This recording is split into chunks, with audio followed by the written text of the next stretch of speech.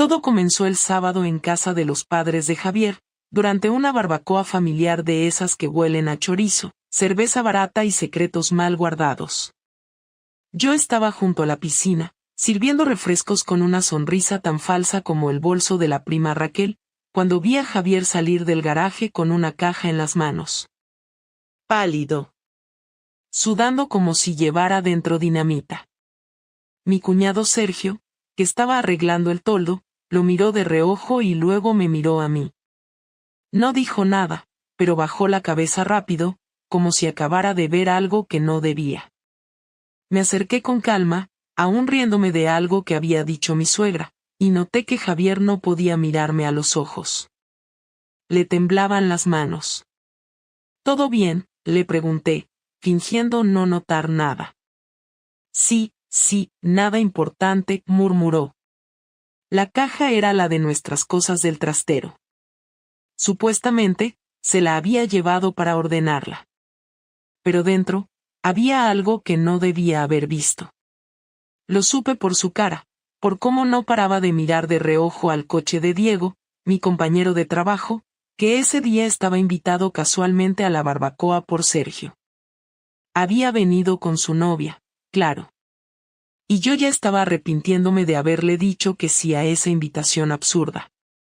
Cuando nos sentamos a comer, el ambiente estaba cargado.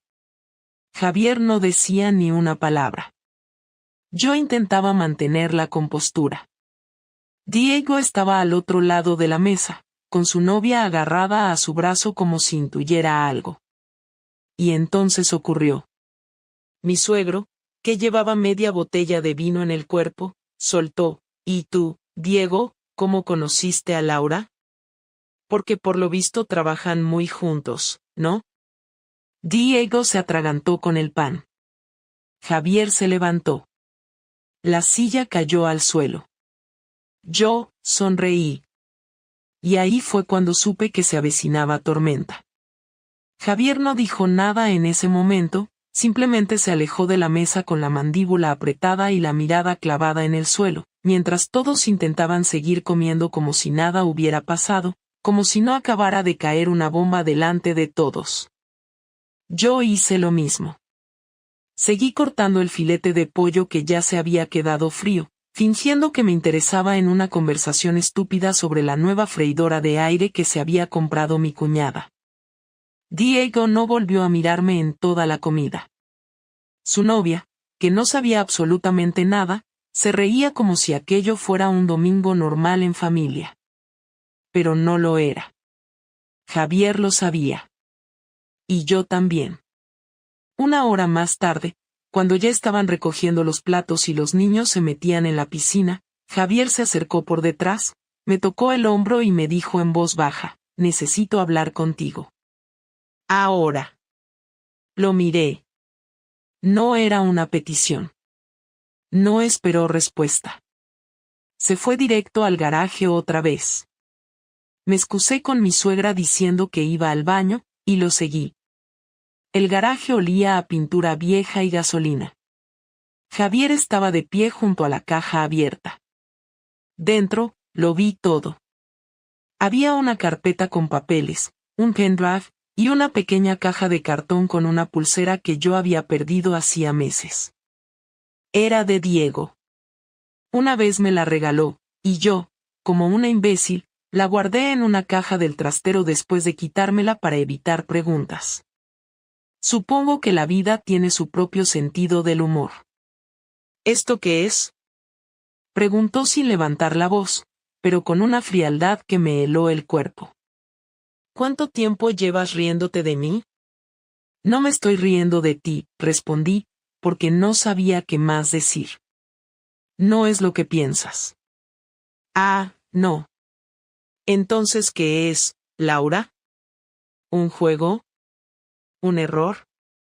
¿Una gilipollez de una tarde que por casualidad dejó regalos en una caja? Me quedé callada. Lo que más dolía no era su rabia, sino su decepción. Ese tono resignado.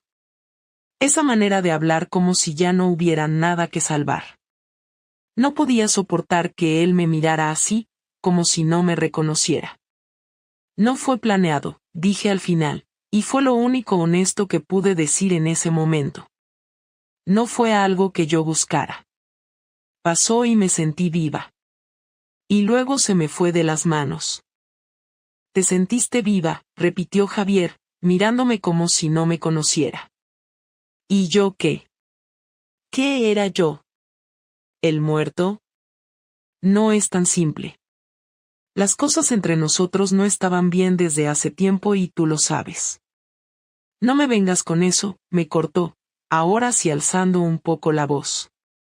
No me vengas con que estábamos mal. Yo no estaba follándome a nadie de la oficina para compensar. ¿Estábamos mal? Puede ser. Pero no lo hablaste. No intentaste nada. Fuiste directa al plan B. Quise defenderme, de verdad. Quise decirle que había intentado hablar con él, que hubo momentos en los que me sentía sola, ignorada, invisible. Pero sonaba ridículo en mi cabeza, y aún más ridículo al intentar formularlo en voz alta, así que no dije nada. Me limité a agachar la mirada mientras él respiraba hondo y se alejaba de mí como si le diera asco estar en la misma habitación. ¿Quién más lo sabe?, preguntó de pronto, dándose la vuelta. ¿Sergio? ¿Tus compañeras? ¿Tu madre? ¿Quién más se ríe de mí a mis espaldas? Nadie, dije rápido. Nadie lo sabe. Solo tú y yo. Bueno, y él. Qué generosa eres, escupió con sarcasmo. Supongo que debería agradecer que al menos no hiciste una fiesta para contarlo. El silencio se volvió insoportable. Podía oír a los niños chapoteando fuera, las risas, los vasos chocando en el fregadero. Todo seguía como si nada, y dentro del garaje, nuestro matrimonio se estaba cayendo a pedazos. ¿Terminó?, preguntó, y por un momento vi algo parecido a esperanza en su expresión. No le respondí de inmediato. Dudé. Y esa duda fue peor que cualquier confesión. Laura, ¿terminó?, insistió, ahora más lento, más peligroso. Sí, mentí, y lo supe en cuanto lo dije. Me escuché a mí misma y me odié. Javier no dijo nada más. Agarró la caja, cerró la tapa con rabia y la tiró al suelo. Todo cayó con un ruido seco.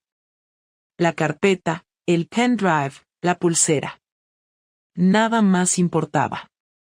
Me miró una última vez, sin decir palabra, y se fue. Me quedé allí, sola, rodeada de pruebas que yo misma había sembrado. No sé cuánto tiempo estuve en ese garaje. Pero cuando salí, ya no era la misma mujer que había entrado. Tampoco lo era mi marido. La noche de la barbacoa terminó en silencio. Javier no volvió a hablarme.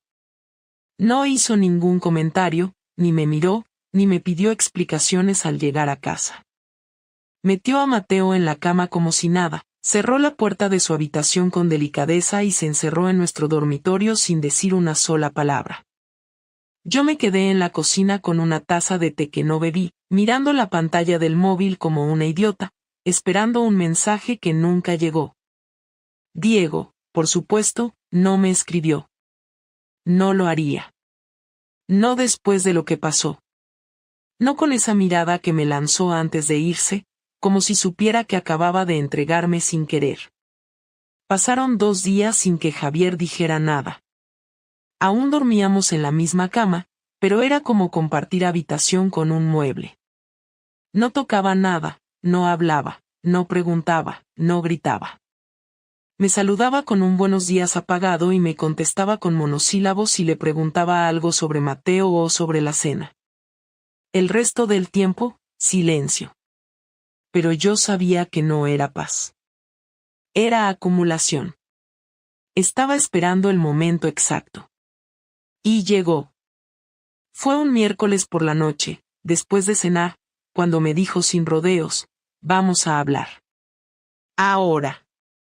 Nos sentamos en el salón. Apagó la televisión, Cerró la puerta del pasillo y se quedó de pie delante de mí, con los brazos cruzados, como si estuviera interrogando a un sospechoso. No había rabia en su voz, pero sí un cansancio que me hizo sentir más culpable que cualquier insulto. Dime lo que pasó. Todo. Sin adornos. Sin tonterías.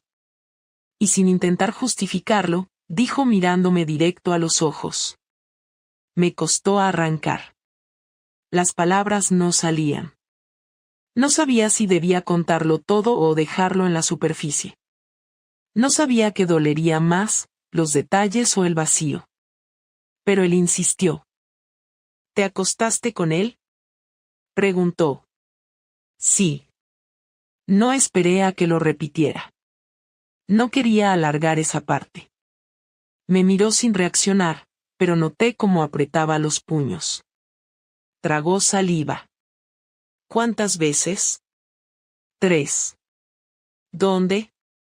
Una vez en su coche. Otra en un hotel de carretera. Y una en su casa, cuando su novia estaba de viaje.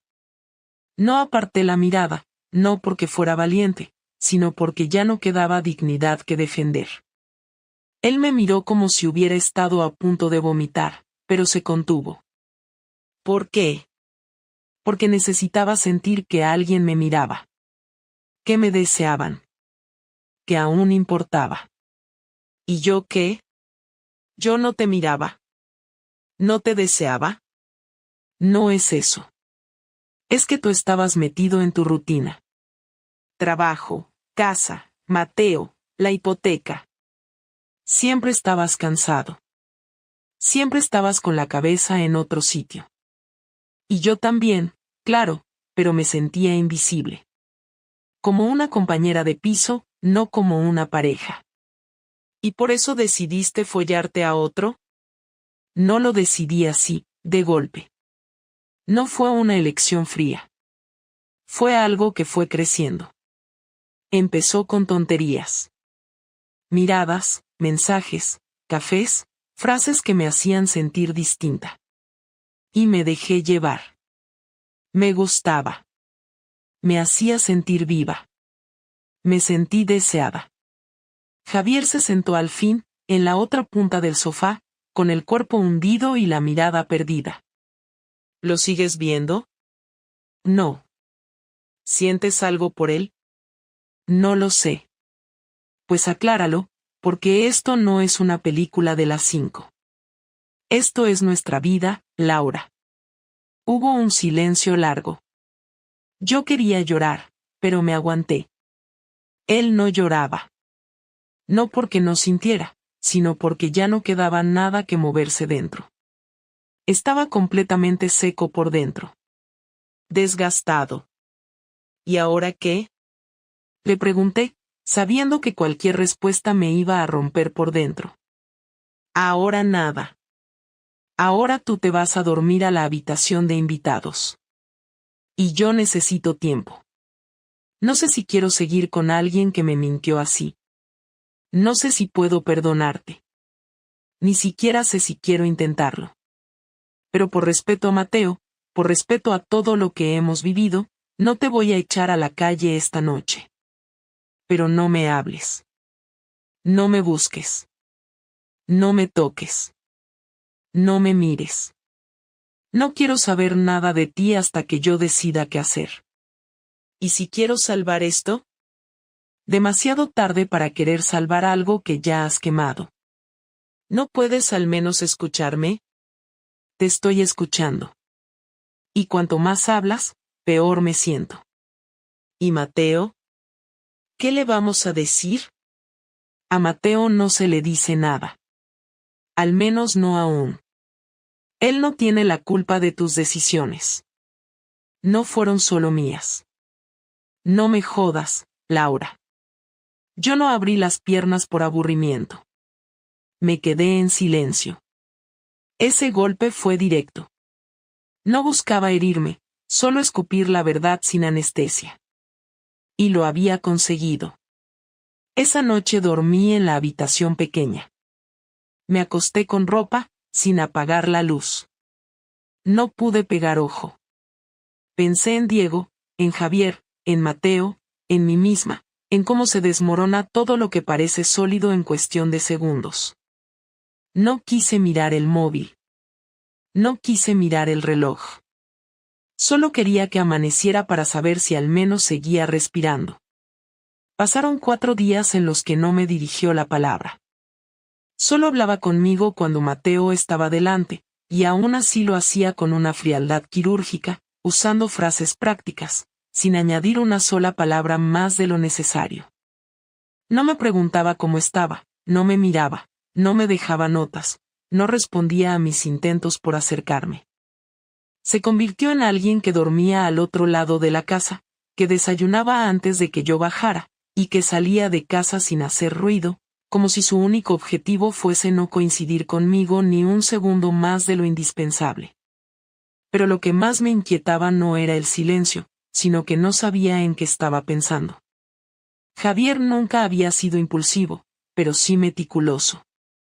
Cuando tenía un problema, no reaccionaba rápido, pero cuando tomaba una decisión, ya lo tenía todo planeado desde antes. Y yo lo conocía lo suficiente como para saber que estaba preparando algo. El lunes siguiente, llegó más temprano de lo habitual del trabajo. Yo estaba doblando ropa en la habitación de invitados y él entró sin avisar, sin tocar, sin saludar. Llevaba un sobre en la mano y una expresión tan neutral que daba miedo. Me lo extendió sin hablar. Lo tomé, lo abrí y me quedé mirando lo que había dentro. Eran 3 copias de una carta firmada por él, una para recursos humanos de mi empresa, otra para el colegio de Mateo y otra con una nota que decía: esto también va a la oficina de Diego si lo intento de nuevo. La carta era un relato detallado, pero impersonal, de lo ocurrido. No usaba insultos, no contenía juicios de valor, no pedía nada. Solo explicaba que había habido una infidelidad entre empleados y que, como padre de un alumno en ese colegio, le preocupaba que ciertas relaciones afectaran la estabilidad emocional del entorno familiar. La última parte era la más dura. Decía que lo hacía por proteger a su hijo y que no tenía intención de causar daño innecesario, pero que ya no iba a quedarse callado ante el nivel de humillación que había sufrido. Me quedé congelada, leyendo y releyendo la carta, intentando encontrar una manera de frenarlo sin rogar, pero no encontré ninguna. ¿Vas a mandarlas?, pregunté en voz baja, sabiendo de antemano la respuesta. Solo si tengo que hacerlo. Tú decides. ¿Y qué tengo que hacer para evitarlo? Dejar el trabajo esta semana. Y pedir traslado de colegio para Mateo. Me niego a que lo eduquen en un entorno donde se normaliza lo que tú hiciste. ¿Quieres que deje mi vida entera en una semana? Yo no te obligué a follarte a tu compañero. Esto no es castigo. Es limpieza. Estás arruinando todo. No, dijo mirándome con la misma calma con la que uno se quita una astilla. Tú lo arruinaste. Yo solo estoy asegurándome de que las piezas que quedan no me exploten en la cara. No supe qué responder. Tenía razón. No podía quejarme de las consecuencias si fui yo quien empezó todo. Pero el golpe de realidad fue tan fuerte que tardé unos minutos en reaccionar. Intenté negociar, pedir tiempo, proponer otras soluciones, incluso lloré por primera vez desde la conversación en el garaje, pero él ya no estaba en modo diálogo. Solo asentía, negaba o se marchaba. Era como hablar con alguien que ya había tomado una decisión y solo estaba ejecutando la parte final del plan. Esa misma noche, sin decirme nada, se fue a dormir con Mateo a su cuarto. Al día siguiente pidió cita en 2 colegios privados y uno concertado. Me enteré porque lo escuché hablar por teléfono en el salón mientras yo hacía como que no oía nada. También se llevó mis llaves del coche familiar y dejó las del suyo encima de la mesa, como una manera indirecta de decirme que a partir de ahora, si necesitaba moverme, tendría que hacerlo sola, con lo que quedaba.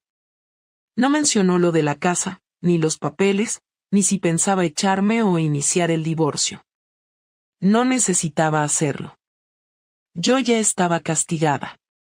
Y su forma de venganza no era una explosión, sino una demolición lenta, meticulosa y efectiva. El miércoles por la mañana, en la oficina, noté que Diego ya no estaba. Su mesa estaba vacía, su monitor apagado, su taza desaparecida. Pregunté a uno de los técnicos y me dijeron que había pedido el traslado a otra sede en Madrid. Nadie dio explicaciones. Nadie preguntó más. Pero yo lo supe. Javier no mandó la carta. No hacía falta. Solo tuvo que llamar, o mandar un correo, o hablar con alguien. Y ya está. Diego fuera. Yo expuesta. La tensión en el aire se volvió insoportable. Cada vez que entraba a la sala de reuniones, sentía miradas. Cada vez que me llamaban al despacho de dirección, temía que me pidieran la renuncia. No lo hicieron. Pero me cambiaron de puesto a uno más administrativo, sin contacto directo con clientes, con menos visibilidad, menos salario variable, menos todo. Era evidente que sabían. Era evidente que me estaban arrinconando poco a poco para que me fuera por mi cuenta. Javier no había mandado las cartas, pero su amenaza fue más eficaz que cualquier denuncia formal. Había destruido mi vida profesional en menos de una semana, sin levantar la voz, sin insultarme, sin poner una mano encima. Solo usando mi culpa y su inteligencia. Esa noche, cuando Mateo se fue a dormir, me senté en el sofá del salón. Javier estaba en el otro extremo, viendo la tele en silencio.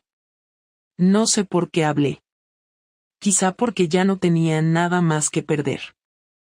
Ya no soy nadie. ¿Eso querías? Él me miró por unos segundos. Luego apagó la tele. No. Yo quería una esposa. Tú elegiste dejar de serlo. Solo estoy aprendiendo a vivir con esa realidad. Me fui sin decir nada más. La casa se había convertido en un espacio compartido por dos personas que se evitaban como si fueran extraños obligados a convivir por necesidad.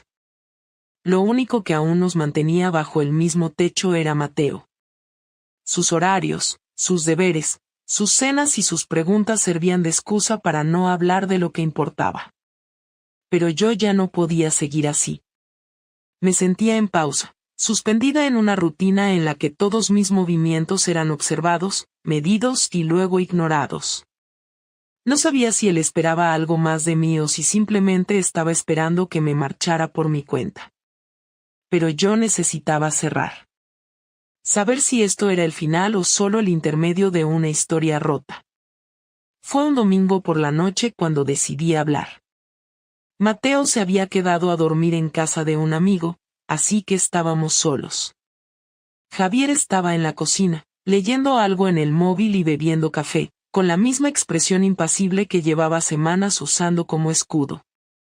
Me acerqué despacio y me senté frente a él sin pedir permiso.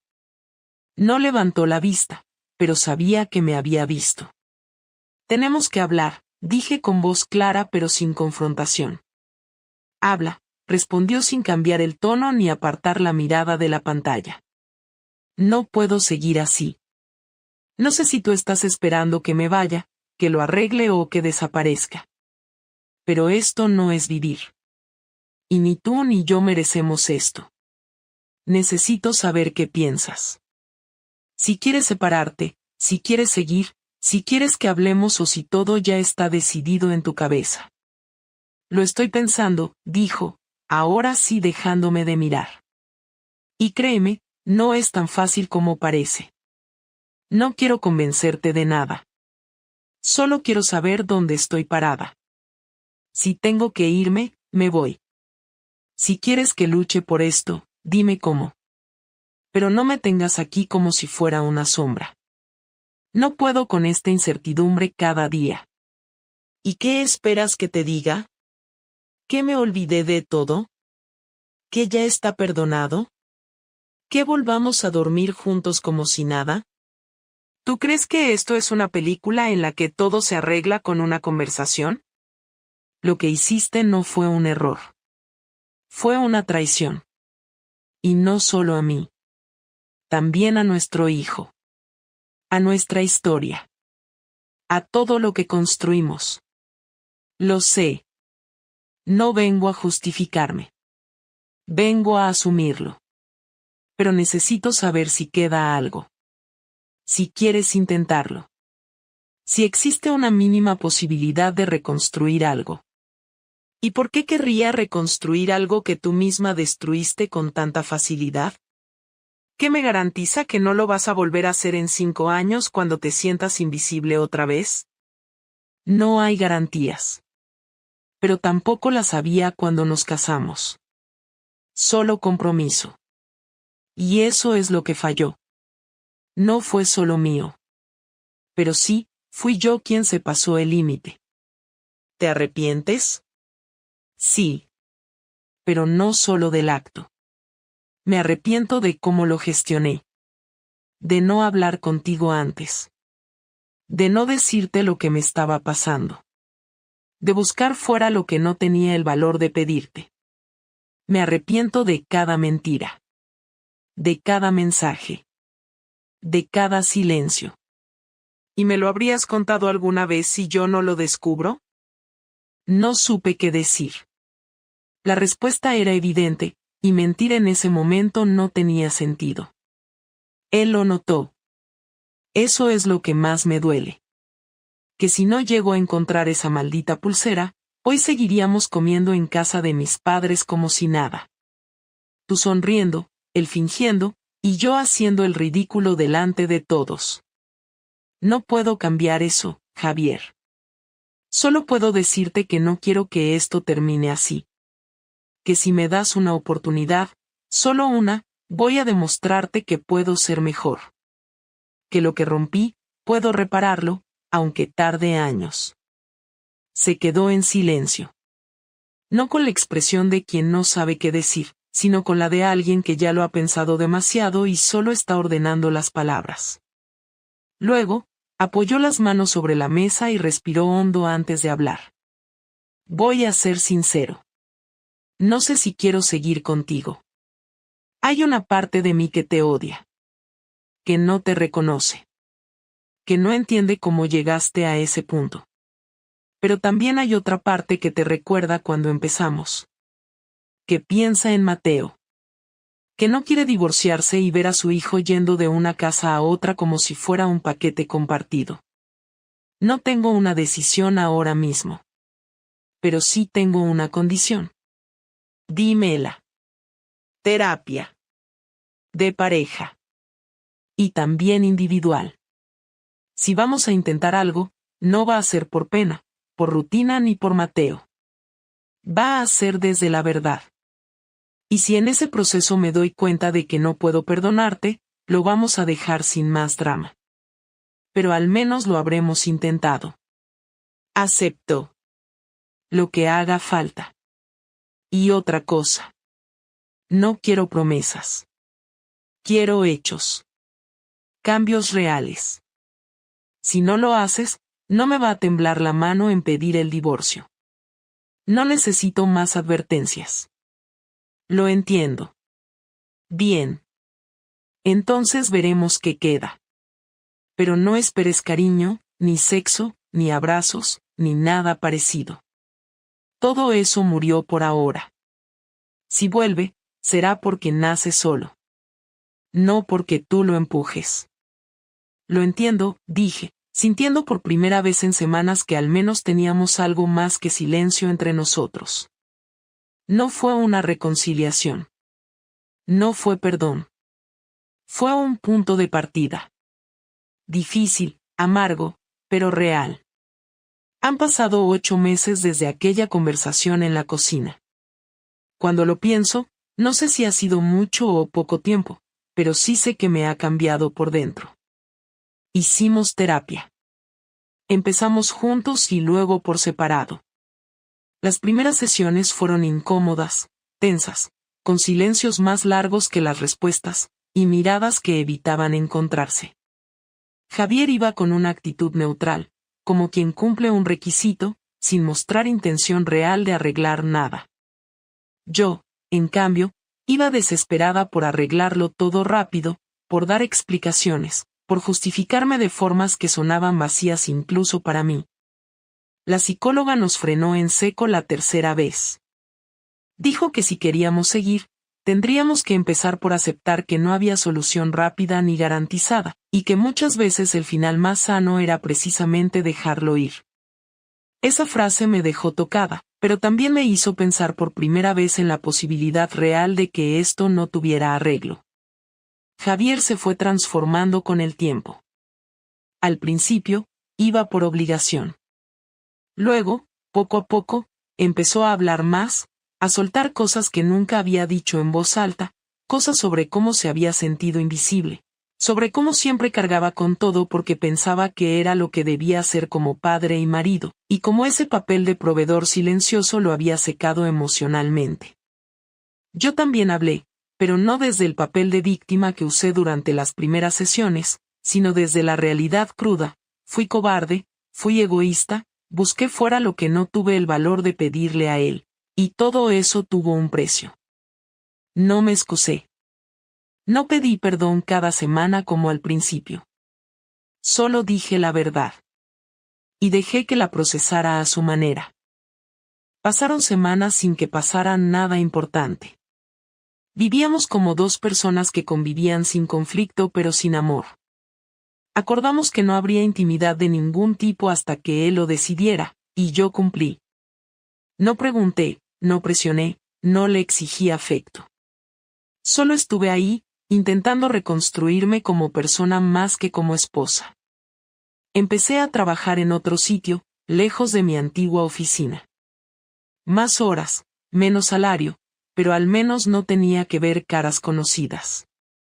El colegio de Mateo también cambió. Se adaptó rápido, como si todo esto le hubiera afectado menos de lo que yo creía, aunque sé que los niños entienden más de lo que aparentan. Empezó a dormir mejor, a reírse más, a preguntar menos. Javier y yo le dimos una versión suave de lo que había pasado. Le dijimos que mamá y papá estaban pasando un momento difícil y que estaban intentando solucionarlo juntos. No preguntó mucho. Asintió y siguió jugando con sus legos. A los 5 meses, Javier me dijo que ya no sentía rabia. Que no podía asegurarme que volviera a amarme, pero que al menos me respetaba por haber enfrentado las consecuencias sin huir. Dijo que no sabía si era amor lo que quedaba o solo costumbre, pero que, por ahora, no pensaba en el divorcio. Que no quería volver a lo de antes, que si esto seguía, tenía que ser una relación nueva. No una reconstrucción del desastre. Me propuso empezar a salir, sin la etiqueta de pareja. Ir al cine. Cenar fuera. Hablar sin hablar de la terapia. Volver a conocernos, pero sin fingir que todo estaba bien. Acepté. Salimos por primera vez un sábado. Fuimos a un restaurante pequeño que nunca habíamos pisado antes. Comimos tranquilos. No hablamos del pasado. Hablamos de series, de Mateo, del trabajo. No hubo tensión. No hubo distancia. Tampoco hubo besos, ni caricias. Solo presencia. Al volver a casa, no intentó nada. Nos despedimos con un simple buenas noches y cada uno se fue a su habitación. Y aunque fue frío, fue honesto. Ahora, 8 meses después, seguimos en terapia. Seguimos viviendo juntos. Seguimos sin saber si esto es un matrimonio o un acuerdo de paz. A veces dormimos en la misma cama. A veces no. Hay noches en las que me abraza. Otras en las que me ignora. No me lo tomo como castigo. Ya no.